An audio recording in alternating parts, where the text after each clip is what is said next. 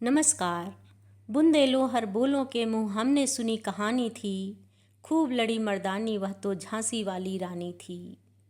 इस अमर कविता की रचनाकार सुभद्रा कुमारी चौहान हिंदी की प्रख्यात कवयित्री होने के साथ साथ अग्रणी कथा लेखिका भी थीं। राष्ट्रीय चेतना उनकी रचनाओं की मूल आत्मा थी। सुभद्रा जी की कहानियाँ एक ओर जहाँ रूढ़ियों पर प्रहार करती हैं, वहीं दूसरी ओर ऊपरी दिखावे का विरोध करती हैं। तो आइए आज सुनते हैं सुभद्रा कुमारी चौहान जी की कहानी कल्याणी। कहानी में नवविवाहित दुल्हन कल्याणी के पति की मृत्यु के पश्चात उसके दुखों एवं संघर्षों को उजागर किया गया है। कैसे एक अप्रत्याशित घटना के बाद जीवन में सब कुछ बदल जाता है, सब कुछ बिखर जाता है। तो शुरू करते हैं कहानी कल्याणी। विवाह के बाद नववधू को लेकर जब बैरिस्टर राधा रमण घर लौट रहे थे, तब रास्ते में ही एक रेल दुर्घटना हो गई। कई बाराती घायल हो गए। दो का तो घटनास्थल पर ही अंत हो गया। मरने वाला एक लॉ का विद्यार्थी था और दूसरे थे स्वयं बैरिस्टर राधा रमण। मृत्यु के कुछ क्षण पहले एकाएक राधा रमण ने आंखें खोलकर चारों तरफ देखा। पास ही बैठे हुए अपने मित्र जयकृष्ण से कहा, कल्याणी को तुम्हें सौंपता हूँ। यह चाहे तो इसका विवाह भी कर देना, इसे कोई कष्ट ना होने पाए। अधिक वह कुछ न बोल सके और उनका प्राणांत हो गया। घायल बारातियों के साथ नववधू कल्याणी को लेकर जयकृष्ण घर आए। 2 दिन पहले कल्याणी के सौभाग्य पर बहुतों को ईर्ष्या हुई थी। आज घर घर में उसके दुर्भाग्य की चर्चा थी। उसका मुंह देखना तो दूर, सौभाग्यवती स्त्रियां उसकी छाया से भी डरती थीं। वे सोचती यह स्त्री कितनी अभागी है कि इसके परिवार में तो कोई था ही नहीं, विवाह का कंगन भी न छूट पाया था और वैधव्य मुंह बाए निकल जाने को खड़ा हो गया। नहीं तो क्या उसी दिन उसी ट्रेन में रेल दुर्घटना होने को थी। कुछ भी हो, घर घर बड़ी बूढ़ी स्त्रियों में यही चर्चा थी कि यह अपने सत्यानाशी पैरों से जिस घर जाएगी उसी घर में कोई दिया जलाने वाला भी ना रह जाएगा। धीरे धीरे यह बात जयकृष्ण की पत्नी मालती ने भी सुनी। पति और संतान के लिए हिंदू नारी क्या नहीं कर सकती। उनके कल्याण के लिए अपना तन मन सभी कुछ निछावर कर सकती है प्रसन्नता से। और जिस बात में उनके किंचित मात्र भी अहित की शंका होती है, वह काम हिंदू नारी कभी कर ही नहीं सकती। मालती का जी अंदर ही अंदर घबरा उठा। वह क्या करे। उसे तो अभागिन कल्याणी पर भी दया आती थी, किंतु जिस दिन जयकृष्ण का जरा सिर दुखता था, बच्ची उपमा जरा भी अनमनी हो जाती, उस दिन ऐसा जान पड़ता जैसे कल्याणी का दुर्भाग्य मुंह खोले उसे निगलने को दौड़ा आ रहा है। पर उपमा को अपनी यह चाची कल्याणी बहुत अच्छी लगती थी। कल्याणी के आने के बाद उपमा सदा उसी के पास रहती, खेलती, उसी के हाथ से नहाती और दूध पीती। रात में सो जाने के बाद ही मालती उसे ले जा सकती थी। वह बालिका जागते में अपनी चाची को छोड़ना ही ना चाहती थी। मालती को यह बात पसंद नहीं थी। वह नहीं चाहती थी कि उपमा उससे इतनी हिल मिल जाए। दबी जबान में उसने कई बार पति से कहा, कल्याणी को कहीं भेज दो। किसी की जवान विधवा आज 6-6 महीने से अपने घर में है, लोग क्या कहते होंगे। और जयकृष्ण सदा हंसी में टाल देते, तुम क्यों घबराती हो, कहने वाले मुझे ही तो कहेंगे। विधवा जवान हो या बूढ़ी, तुम्हें तो कोई कुछ भी ना कहेगा। किंतु जिस बात से मालती सबसे अधिक डरती थी, वह बात जयकृष्ण से कभी ना कह सकी। वह कैसे कहे कि वह भी इन बूढ़ियों की बात पर विश्वास करती है। उसे रात दिन अपने पति और बच्ची के अमंगल की आशंका बनी रहती। धीरे धीरे 7 महीने बीत गए और जयकृष्ण कुछ भी ना निश्चय कर सके कि वे कल्याणी के लिए क्या करें। एक दिन नगर के किसी प्रतिष्ठित व्यक्ति के मर जाने से ऑफिस बंद हो गया और वे समय से बहुत पहले घर आ गए। नीचे कोई न था। ऊपर उपमा की आवाज़ आ रही थी। सोचा सब लोग ऊपर होंगे। ऊपर गए। सीढ़ियों पर चढ़ते ही देखा कल्याणी नहाकर बाल सुखा रही है। खूब घने लंबे काले केशों के बीच गोरा गोरा मुंह बिल्कुल चांद सा लग रहा था। बड़ी बड़ी आंखों में एक विशेष प्रकार का आकर्षण था। ऐसा सौंदर्य तो जयकृष्ण ने कभी देखा ही ना था। अंग प्रत्यंग से यौवन जैसे फूटा सा पड़ता था। क्षण भर निहारने का लोभ जयकृष्ण संवरण ना कर सके और तभी कल्याणी की नज़र जयकृष्ण पर पड़ी। उसने सिर ढक लिया। लज्जा की लाली उसके चेहरे पर दौड़ गई। उसका सौंदर्य दूना हो गया। इधर जयकृष्ण का अधीर मन बेकाबू हो चला। वे अब सीढ़ियों से ऊपर जाकर कुर्सी पर बैठ गए। कल्याणी से बोले, मुझे तुमसे कुछ बात करनी है कल्याणी। कल्याणी मरी जा रही थी। वह नहीं चाहती थी कि जयकृष्ण उससे ऐसे समय में कोई भी बात करें जब मालती घर में नहीं है। बात चाहे कुछ भी ना हो, पर मालती को संदेह जरूर होगा, यह कल्याणी जानती थी। वह इसलिए चुप थी। पर जयकृष्ण फिर बोले। उनकी आवाज़ भारी और स्वर कांप रहा था। कल्याणी, मृत्यु के समय राधा रमण तुम्हें मेरे हाथों सौंप गए हैं। मेरा कर्तव्य तुम्हें सुखी बनाना है, किंतु सुख का मार्ग तुम्हें ही निश्चित करना पड़ेगा। कल्याणी ने आंख उठाकर जयकृष्ण की तरफ देखा, किंतु देख ना सकी।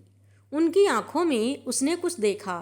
उसे अच्छी तरह न जान सकी कि क्या था, किंतु उस दृष्टि में कुछ था जिससे कल्याणी सिहर उठी। एक प्रकार की बिजली सी उसके सारे शरीर में दौड़ गई। यह उसका पहला अनुभव था। कल्याणी ने कहा, आप जो ठीक समझें करें, मैं कुछ नहीं जानती। अच्छा होता कि आप बहन जी के आने पर मुझसे बातें करते। वे सुशीला बहन जी के घर गई हैं। अच्छा, उनके आने पर ही मैं बात करूँगा, कहते हुए जयकृष्ण बाहर चले गए। मालती को यह बात मालूम होगी या स्वयं कल्याणी कह देगी, किंतु अगर आते ही उपमा ने कह दिया कि बाबू चाची के पास ऊपर बैठे थे तो तुरंत तूफान खड़ा हो जाएगा। इसलिए कल्याणी उसे कहानी कहकर बहलाने लगी। कल्याणी को लेकर कभी घर में तूफान खड़ा हो जाता तब उसका जी चाहता था कि धरती फटे और वह समा जाए। वह नहीं चाहती थी कि उनके सुखमय जीवन में वह विषाद का कारण बने, इसलिए वह सबसे छिपी छिपी रहती थी। उसके अस्तित्व का ही किसी को पता न लगे, वह यही चाहती थी। अभागिन नारी, जिसे परमात्मा ने सौंदर्य देते समय इतनी उदारता दिखलाई थी, उसके भाग्य में सुख का एक क्षण भी ना लिखा था। सुशीला के यहाँ मालती को बहुत सी बातें सुनने को मिलीं। सुशीला की सास ने यहाँ तक कहा, दुल्हन, तुम्हें तो अभी अच्छा लगता होगा, सहेली मिल गई है, पर वह कुलच्छनी है, तुम्हारा घर भी चौपट कर देगी। उस छूत को निकाल बाहर करो। मालती निश्चय करके लौटी थी कि आज वह जयकृष्ण से जरूर कहेगी कि अब वह कल्याणी को अपने घर में न रख सकेगी। बहुत दिन रह चुकी।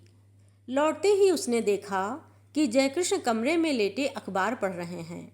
उसने अंदर आकर घंटी का बटन दबा दिया। उपमा सो गई थी। कल्याणी नीचे आई। मालती ने उसे चाय तैयार करने को कहा। सोचा चाय पीने के बाद कहूँगी, किंतु रहा ना गया। दफ्तर पहुँची। जयकृष्ण ने अखबार रख दिया। पत्नी का वे बहुत आदर करते थे। मालती पास जाकर बैठ गई। बोली, मैं अभी सुशीला के घर गई थी। सब लोग इस बात से बहुत असंतुष्ट हैं कि हम लोग कल्याणी को अपने घर में रखे हैं। वे लोग कहते हैं कि उसे कहीं और भेज देना चाहिए। जयकृष्ण की भ्रुकुटी टेढ़ी हो गई। उन्होंने कहा, तो जाकर उसे हाथ पकड़कर निकाल दो। उनके स्वर में रूखापन था।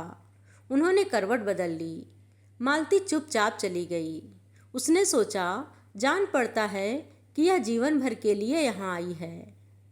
कल्याणी चाय तैयार करके चाय के मेज पर सजाकर ऊपर चली गई।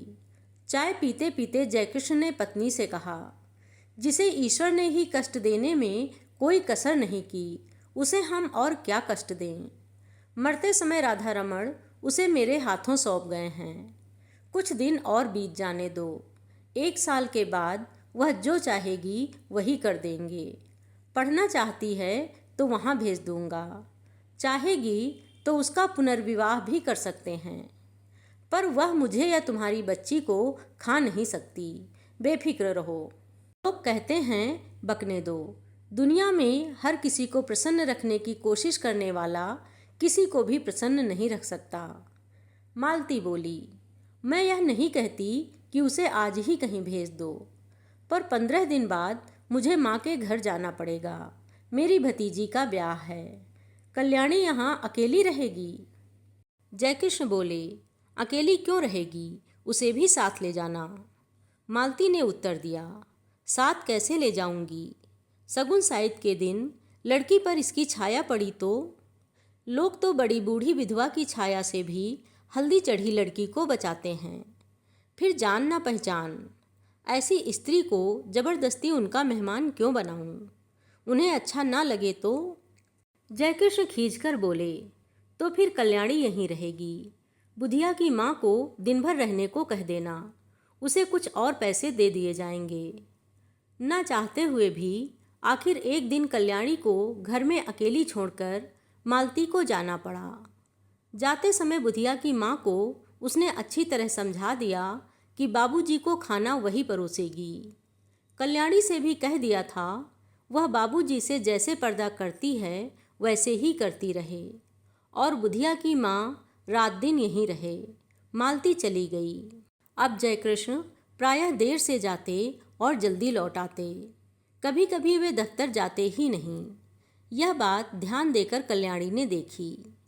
बुधिया की माँ जो चौकीदारी पर नियुक्त थी वह कुछ समझ ना सकी। पहले ही दिन खाना परोसने गई थी। जयकृष्ण की एक डांट लगते ही लौटकर बोली, बहू तुम ही परोसो, मुझसे ना बनेगा, बाबूजी खुनसात हैं। कल्याणी को खाना परोसकर खिलाना ही पड़ा। यही तो जयकृष्ण चाहते थे। खाना खाते खाते जयकृष्ण बोले, कल्याणी तुमने अपने भविष्य के विषय में क्या निश्चित किया है, कुछ कहोगी? कल्याणी संकोच के साथ बोली, मैं क्या निश्चय करने लायक हूँ, मुझे दुनिया का अनुभव ही क्या है। गांव में विधवा मौसी के साथ रहती थी। एक दिन वहीं सुना कि मेरा विवाह होने वाला है। किससे होने वाला है नहीं जानती थी। फिर आप लोग ब्याहने गए और जो कुछ हुआ सब आपके सामने है। तब से आपके ही आश्रय में हूँ। आपको छोड़कर, आपके इस घर को छोड़कर कहीं कोई मेरा अपना नहीं है। सुना है विधवा मौसी भी अब संसार में नहीं है। फिर मैं क्या निश्चय करूँ, आप ही कहिए। जयकृष्ण बोले, शादी होना ना होना दोनों बराबर हैं। पति की तुमने अच्छी तरह शायद शक्ल भी ना देखी होगी। पुनर्विवाह करना चाहोगी? कल्याणी बोली, पुनर्विवाह? विवाह से सुख मिलने वाला होता तो मेरे पति उसी दिन रेल से कटकर ना मर जाते, कहकर ठंडी सांस ली। जयकृष्ण ने कहा, तुम्हारा यह ख्याल गलत है कल्याणी। जो कुछ होना होता है होकर ही रहता है। इसमें ना तुम्हारा दोष है ना तुम्हारे भाग्य का। मेरा तो विश्वास है कि जिस ईश्वर ने तुम्हें इतना रूप दिया है वह सुख भी देगा। हाँ, मार्ग तुम्हें स्वयं निश्चित करना है। तुम चाहो तो मैं तुम्हें पढ़ने के लिए किसी पाठशाला भेज सकता हूँ। कल्याणी को हंसी आ गई। बोली, अब मैं बूढ़ी होने जा रही हूँ। छोटी छोटी लड़कियों के साथ बैठकर कैसे पढ़ूंगी?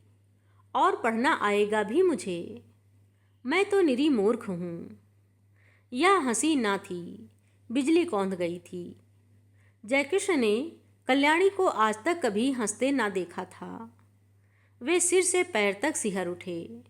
बहुत संभल कर बोले, कोशिश करने से सब कुछ आता है कल्याणी। फिर भी तुम खूब सोच विचार कर मुझसे शाम को अपना निश्चय कहना। शाम को भोजन के बाद रात को बहुत देर तक कल्याणी और जयकृष्ण बातें करते रहे। पहरे पर नियुक्त बुढ़िया पड़ी हुई खर्राटे भर रही थी। कल्याणी ने कहा, पति को मैं प्रेम ना कर सकी, क्योंकि संयोग और वियोग में केवल 2 ही दिन का तो अंतर था। हाँ, दया भाव से प्रेरित होकर उन्होंने मेरा पाणी ग्रहण किया था, इसलिए उन पर मेरी अपार श्रद्धा पहले से ही थी। वह अब भी है, किंतु प्रेम से तो मेरा प्रथम परिचय उसी दिन हुआ जिस दिन आप सीढ़ियों पर चुपचाप खड़े थे। आप विश्वास मानिए कि आपको मैं जितने श्रद्धा भाव से देखती हूँ उतना ही आपसे प्रेम भी करने लगी हूँ। फिर भी आपके साथ मेरा पुनर्विवाह असंभव है। क्यों कल्याणी, तुम्हें आपत्ति क्या है? भर्राई हुई आवाज़ में जयकृष्ण ने पूछा और कल्याणी के हाथ अपने हाथ में ले लिए। कल्याणी ने तुरंत अपना हाथ छुड़ा लिया और संदिग्ध दृष्टि से जयकृष्ण की ओर देखा। जयकृष्ण को अपनी भूल मालूम हो गई। दोनों कानों में हाथ लगाकर बोले, भूल स्वीकार करता हूँ, अब कभी ना होगी। फिर कुछ रुककर कहा, कल्याणी, तुम मुझसे कभी ना डरना। तुम्हारी इच्छा के विरुद्ध मैं तुम्हें कभी ना छूऊंगा। पर यह बताओ कि जब पुनर्विवाह करने में तुम्हें कोई आपत्ति नहीं है और तुम मुझे प्रेम भी करती हो, तब तुम्हारा पुनर्विवाह मेरे साथ क्यों असंभव है? असंभव इसलिए है कि आप विवाहित हैं, कल्याणी ने निश्चय के स्वर में कहा। जयकृष्ण ने कहा, पर हिंदू शास्त्र के अनुसार एक पुरुष कई विवाह कर सकता है। फिर तुम वह सौभाग्य मुझे ही क्यों नहीं दान करती जो किसी दूसरे को मिलने वाला है? छी छी, कल्याणी बोली, आप क्या समझते हैं कि मैं किसी और से विवाह करूंगी? यह कभी ना होगा। मैंने एक बार जिससे प्रेम किया उसी से प्रेम करती हुई मिट जाऊंगी। हिंदू नारी प्रेम करना जानती है, वह प्रेम का प्रतिदान नहीं चाहती। मैंने प्रेम किया, करती रहूंगी। यह बात दूसरी है कि प्रेम की प्रतिमा तक मेरी पहुंच ना हो सके, और यह तो अपना अपना भाग्य है। कहती हुई एक दीर्घ निश्वास के साथ कल्याणी ने जयकृष्ण की आंखों की ओर देखा। जयकृष्ण ने कहा, कल्याणी, तुम अपना ही अपना देखोगी या मेरा भी कुछ ख्याल करोगी? मैं पागल हो जाऊंगा। तुम्हारे बिना अब तो मुझसे एक पल भी नहीं काटा जाता। किंतु फिर भी तुम निश्चिंत रहना, मैं तुम्हें कभी हाथ ना लगाऊंगा जब तक तुम्हारी आज्ञा ना होगी। आधी रात को भी तुम मेरे पास उतनी ही सुरक्षित रह सकती हो जैसे सगे भाई के पास, क्योंकि मैं अधम नहीं हूँ। तुमसे प्रेम करता हूँ, तुम्हें पाने का इच्छुक हूँ, पर सत्य मार्ग से, कुमार्ग से नहीं। कल्याणी बोली, ना मैं अपना कुछ देखती हूँ ना आपका। सच यह है कि मैं मालती जीजी के सौभाग्य पर कुठाराघात ना कर सकूंगी। उन्होंने मुझे कुसमय में आश्रय दिया है। कुछ समय में जो कुछ बन सकेगा भला करूंगी। उनकी बुराई मुझसे ना हो सकेगी। उनके भले के लिए मुझे अपना बलिदान भी करना पड़े तो सहर्ष कर दूंगी, मगर उनकी जिंदगी में कांटा बनकर ना रहूंगी। पर मेरा जीवन कंटक मैं बना दोगी। कहते हुए जयकृष्ण ने ठंडी सांस ली और सतृष्ण नेत्रों से कल्याणी की ओर देखा। कल्याणी ने कहा, यह सब मानसिक विकार है, कुछ दिनों में अपने आप दूर हो जाएगा। आप समझते हैं मुझे कम कष्ट हो रहा है।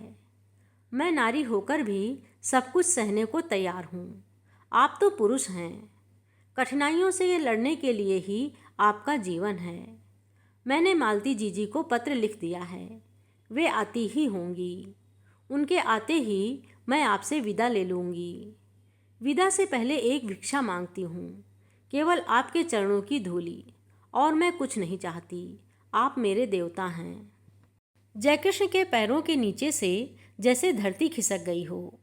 घबरा कर बोले, तुमने मालती को पत्र कब लिखा और क्या लिखा?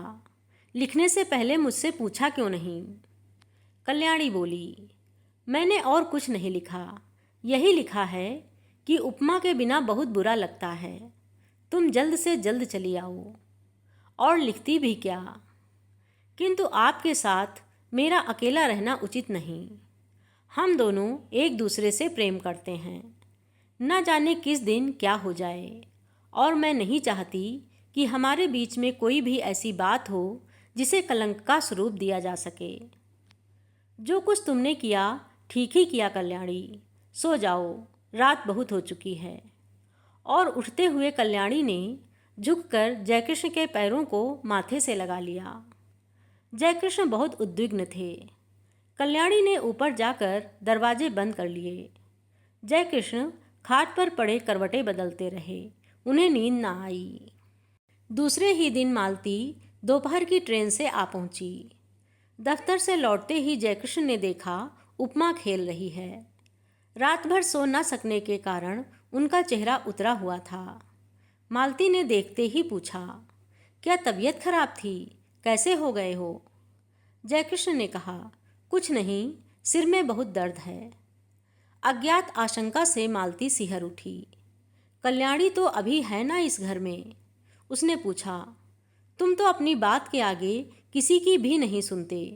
कितनी बार कहा उसे कहीं भेज दो, पर जब तुम मानो तब ना। इस तरह तुम्हारे सिर में दर्द वर्द होता है तो मैं घबरा जाती हूँ। सभी लोग कहते हैं वह अभागिनी है। जयकृष्ण को दूसरा ही भय था। वे यही सोच रहे थे कि कौन जाने कल्याणी है भी कि नहीं। उसने कहा था कि मालती के आते ही वह विदा ले लेगी। वह विदा का अवसर कहीं आ तो नहीं गया? जयकृष्ण का हृदय धड़क रहा था। उन्होंने कहा, मैंने कल्याणी को एक पुत्रीशाला में पढ़ने के लिए भेजने का निश्चय किया है। यह बात उसे भी मंजूर होगी। जरा उसे बुलाओ तो।